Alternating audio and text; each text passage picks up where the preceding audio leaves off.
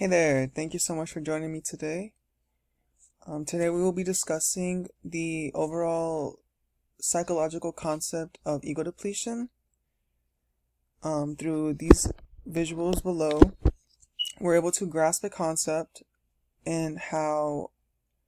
the overall system behind ego depletion begins our day feeling more dedicated to our overall challenges, whether it be in the mental or physical spaces, through which we feel more dedicated and generally settled or ready for challenges, through which as we progress our days, fight urges, tribulations, or overall oppositions that tackle these goals that we have in mind, I would say mental or willpower meter shifts way lower, and we're more susceptible toward feeding into either the urges or overall oppositions that will break our overall goals in the long run. So what is ego depletion, you may ask? Well, let's begin. Ego depletion theory is generally defined as a psychological phenomenon, of course, where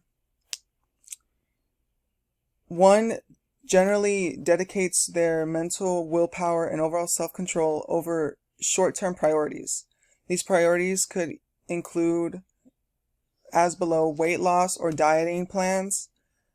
trying to stay away from certain foods through trying to basically live a healthier lifestyle, keeping great grades, overall success in coursework, professions like business portfolios where we must dedicate a long period of time into specific tasks, where we try to stay away from procrastinating and dedicate more time into time management, or overall personal discipline, trying to wake up a certain time in the day or deliver your best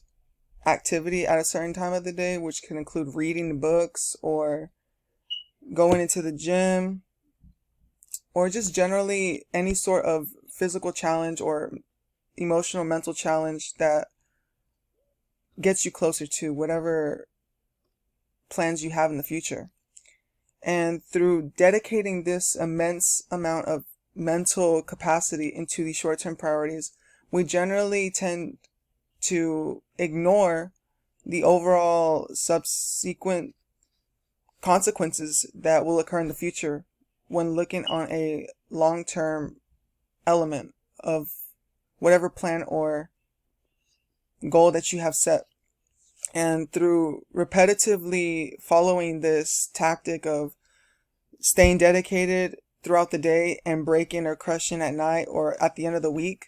this generally develops an unwise decision-making system within the individual's mind, as it can distort or confuse one into what they're truly attempting to process or progress in life, across their overall goals and accomplishments that should be completed at certain times but are